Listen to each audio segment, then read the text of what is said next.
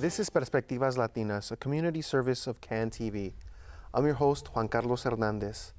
Our guests today are here to talk about ALMA, an organization whose mission is to empower Latino gay, bisexual, and questioning people. Welcome to both of you. Thank you. Thank you for having us. Well, it's great to have you back, Kenny. So let's start with you. Sure. Tell us about your role in ALMA, and then we'll go to Rodrigo and just talk about your organization to start. So I began my involvement with ALMA about 6 years ago in a committee, the scholarship committee, and a committee designed to sort of cast a wide net and looking for outstanding youth who not only succeed and excel academically, but who have proven themselves in the community. And based on that, we conduct interviews and then select them and either award them with a scholarship or bestow them with something of pride. And so that was my first role. And for the last 4 years, I think I've been the vice president of the board of directors. Awesome. Awesome. Well, welcome again. Thanks. Rodrigo. My involvement with ALMA started about 10 years ago. I actually had a small fundraiser. I was turning 30. I wanted to do something. And I looked up gay Latino on the internet, and ALMA came up. And so I contacted them, and it fell in love with the organization, became a volunteer. Then I was involved in committees, particular fundraising and events planning. And now I've been a board member for about 8 years now. 8 years? Yeah. Wow. Quite a long time. So what is ALMA? Because the focus has changed somewhat from my research on your website. Tell me what ALMA stands for now. Let me share with you what it stood for before, because we're celebrating our 25th anniversary. And the inception of ALMA was primarily to give visibility to the Latino community and within the LGBT larger community, which wasn't been well represented. And so ALMA was providing that sort of forum for all of us. Cut to what has happened in the last 10 years, 5 years, or 3 years in the LGBT community, our focus has also changed. So not only our name, our mission, and the reach of our work has changed. So now it's much more inclusive than it used to be.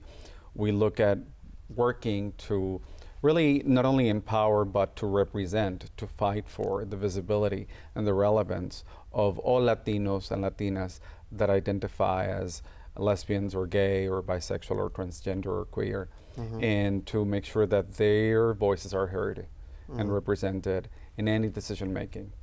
Before, the focus was strictly on men, right? Correct. What exactly motivated? I know there have been changes. What motivated that change in focus? Because some people might say, well, we're getting away from our mission, our roots. Well, I think most importantly, it was with what was going on in our community on a national level. So we felt that while what we've done in the past was extremely important, and we were one of the first, if not the first, gay Latino organization out there. Here in Chicago. And actually nationally. I'm not sure about nationally, but definitely within the state. Within the longest running Latino serving LGBT organization. And so I think what happened was that as we saw a need 25 years ago, we saw a need that was changing 3 or 4 years ago. And we took charge and control of the change and decided this is the way we should go.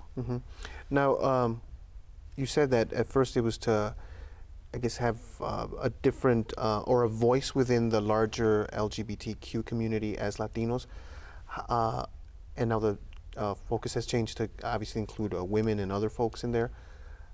What does it mean, or how is it different to be a gay and Latino? Obviously, you can't speak for everyone, but in your own experience, how has Latino shaped your experience as a gay person? I think for me, to be candid, I think it's a reminder that that I have this other group that could easily be more vulnerable, more marginalized, more discriminated against, that I belong to. So it makes me much more aware of my necessity to seek support and to be supportive, to make sure that, as I said earlier, that my voice is heard and that of others, and that no decisions are made for me, but then that I involve myself in that process. Okay. For you, Rodrigo? I think for me, there was, I think about it in many different ways. I think being Latino, the first generation born here, I think is very difficult.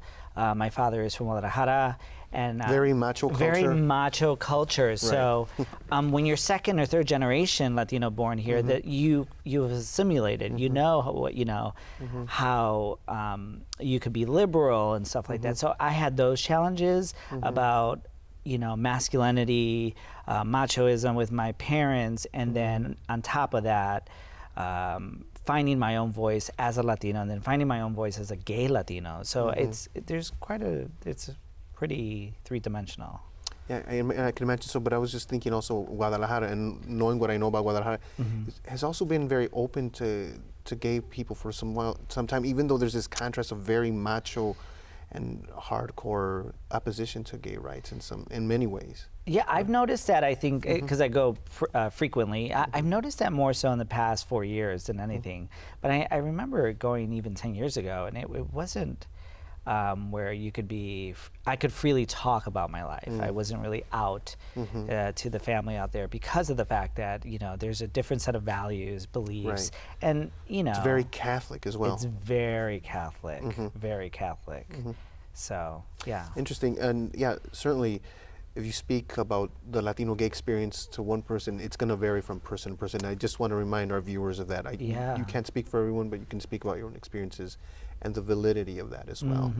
Now, talking about the changes in your organization and how that's been affected by what's been going on in the past 3 to 5 years, let's talk about some of the gains that have been made, and yet some of the challenges that we're seeing even now that have been just popping up across the country. Marriage equality has obviously passed here in Illinois. What have you felt from the community, the people that you work with, when you speak about this issue? Kenny? And so I'll frame that question in the context of the work and the focus that we're taking on now, which is primarily driven by 3 pillars. And those being leadership, pride, and advocacy. And because of the gains made, we felt like now we have to figure out different ways in which our work resonates with our community. And specific to some of the gains made and where we're positioned with that, the advocacy group really looks at, how does that affect specifically the population the community that we represent, which is significantly comprised of undocumented LGBT folks who are still suffering from discrimination and abuse in detention centers, and for whom the policies that are still very much in process of being changed or not because of what happens at the national level are very well affecting them. So for many of them, marriage equality became definitely a vehicle by which they were able to then seek some sort of solace around their legal status. And that's part of what we within the advocacy group have done. Actually, ALMA is the founding organization of the larger LGBT Immigration Coalition, which is a coalition comprised of up to 15 different organizations that both do immigration and LGBT work to come together and look at what policies are in place, how do we help frame them in a way in which they're more inclusive of all immigrants, especially LGBTQ, and what rights are being violated, what incidents do we know of that need to be addressed, and how do we move the needle forward and further so that our community gets protected. You mentioned undocumented folks and undocumented folks in the LGBTQ community. Why is it, I just thought, I'm like, why don't we hear more about issues of these people, of people that are part of our communities, part of our families? Why don't we hear more about that in the national or even local discussion on immigration? Why do you think that is? Coming out gay is difficult, but for many of them, coming out as the undocumented immigrant is even more shameful. So it's sort of like, which one do you pick if you want to somehow function within a subgroup, which one would be most accepting to you? And sometimes it's a difficult choice to make as a person, because you carry that stigma with you regardless, that tells you you are less than, or you deserve less than because of these stigma. So it's a very painful process for many of them. And what we've heard, and again, to echo what you said before, we're not trying to represent everyone, but what we've heard oftentimes is that it's easier for many of them to come out as gay. They're feeling supported within the LGBT community, but they don't know that they will be as supportive if they come out as undocumented. Wow. Yeah. Rodrigo, No, I think echoing everything that you said, I mean, I think it's very challenging to pick one of those, especially, again, if you're undocumented, you also coming from values and cultures that are from another country, you know, you're dealing with that at home. But the support that you have if you come out as gay is completely different if you come out and say you're undocumented, for many reasons, even, you know, the fear also of being detained or anything like that, you know. Right, especially in the times that we're living, especially. Yeah, it's to me, it's just mind-boggling that it's an issue that was promised to be addressed early in the Obama administration, and unfortunately hasn't been as effectively as I had hoped. But there are also other issues that the LGBTQ community is facing in Indiana. Let's talk about that a bit. What's happening in Indiana, and then we can also talk about what's happening in California. So, you know, we have this current issue in Indiana in which, not unlike other states, in which different fashions of the same issue are taking place. But I think at the root of it all is means by which legally the government can implement mechanisms of discrimination against the LGBT community. And many other states have sought them through different bills and or ordinances. And so, you know, now it's in Indiana, and folks are gathering in the Capitol to fight and protest. But it happens in more cases than not, and in more cities than what we oftentimes know of. They are, you know, very discreet. There are discreet ways, and there are very outspoken ways, and overt ways. What is happening in California, which is perhaps something that speaks of extremism, should not be overlooked, because it also speaks of a segment of the population that may in fact support that measure, which is now calling for, I believe, the murder, the killings, if you will, of LGBT community members. That sounds like we're living in Nazi times, honestly, because, you know, that's, you know, the Nazis would brand, you know, technically make gay folks wear identifiers, right, and seek the extermination of gay people. I mean, that's what it just echoes. That is exactly what it is. And it also, I think, highlights a huge societal dissonance that you have so many states where marriage equality and other gains have been made. And then you have certain factions of this country that go as far as to suggest that it be legal and acceptable to exterminate members of their own society because of sexual orientation. And there are other groups that are affected by that law, you know, in Indiana. So, but particularly it's the LGBTQ community.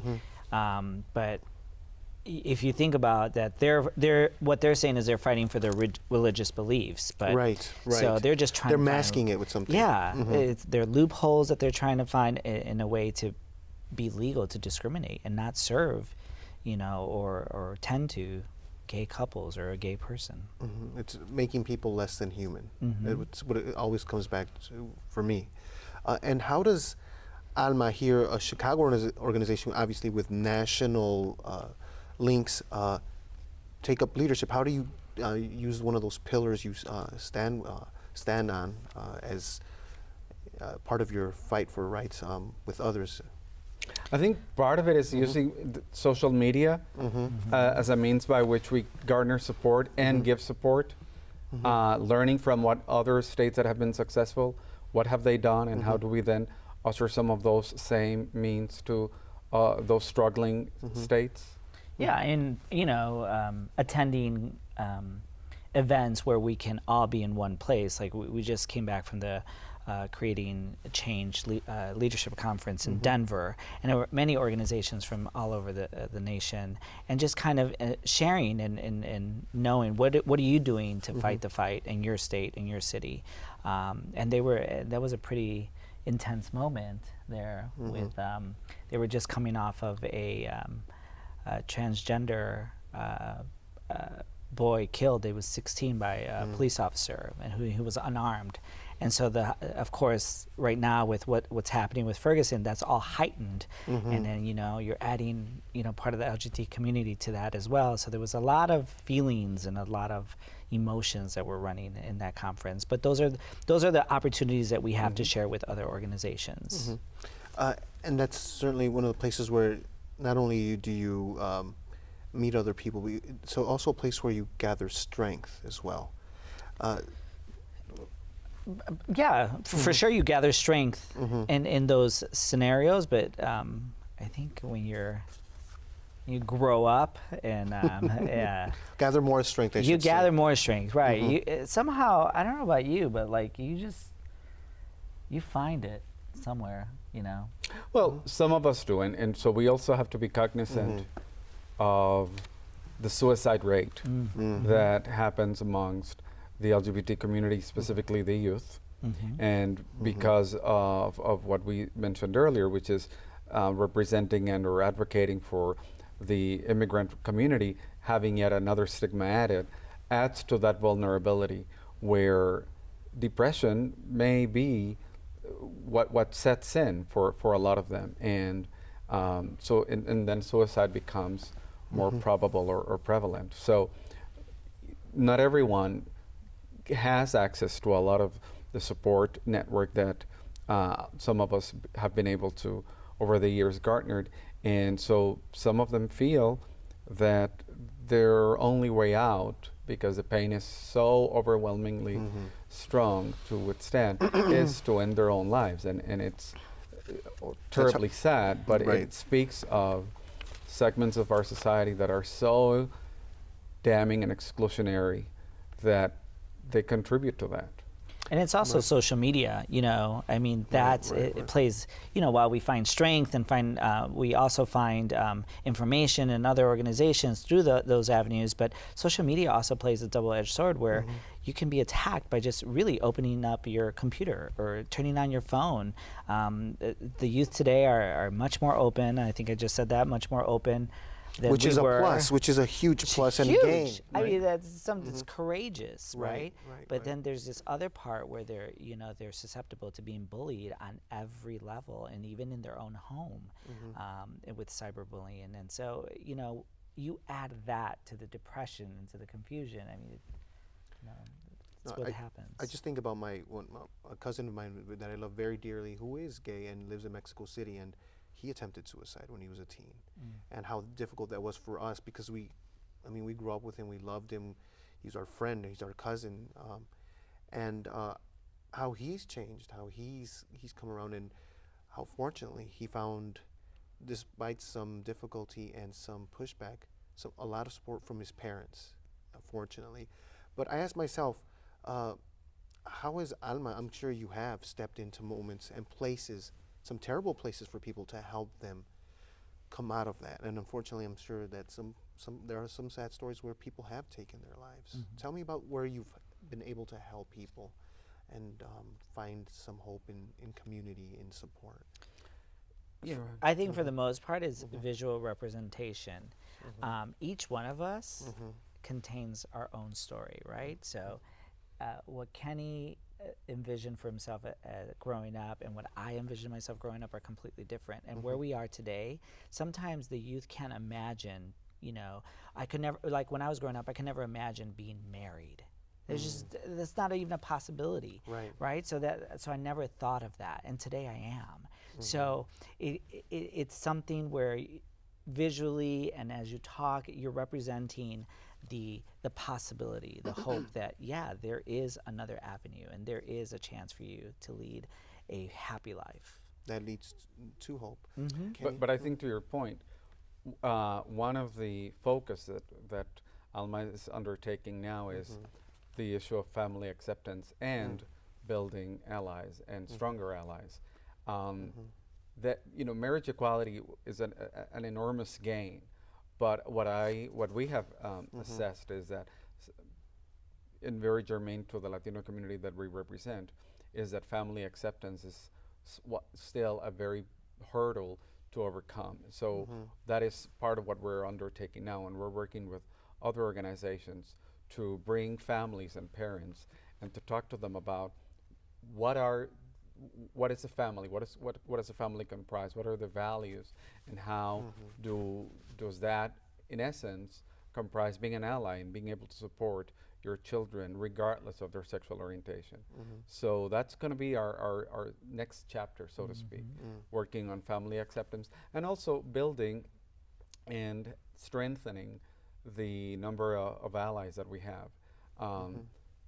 We want more allies, but we want more from our allies as well. What do you want from your allies? Because it is easy to say, yes, I support gay rights, but it's quite different to actually become involved, to do something, to get your hands dirty, per se, and walk side by side with. And ideally, that is what we want, to be an equal to engage in equal activism, to be an equal activist in what we do, to not only, as you say, verbalize that you understand and sympathize with our pain and our position, but to actually come with us and speak with people who are shaping policy and stand next to us when we are confronted with discrimination and bigotry, and defend us as we attempt to defend ourselves.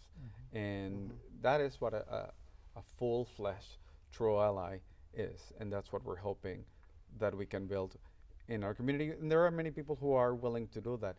They just need to have a better frame of reference of what that entails. Okay. I want to go back to the question of family acceptance and how that, you said it's a big hurdle for many Latinos.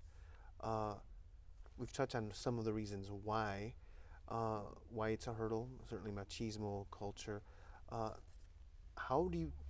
What are some of the ways you hope to help people in the Latino community who are gay, bisexual, transgender overcome that hurdle? What are some of the steps you hope to make?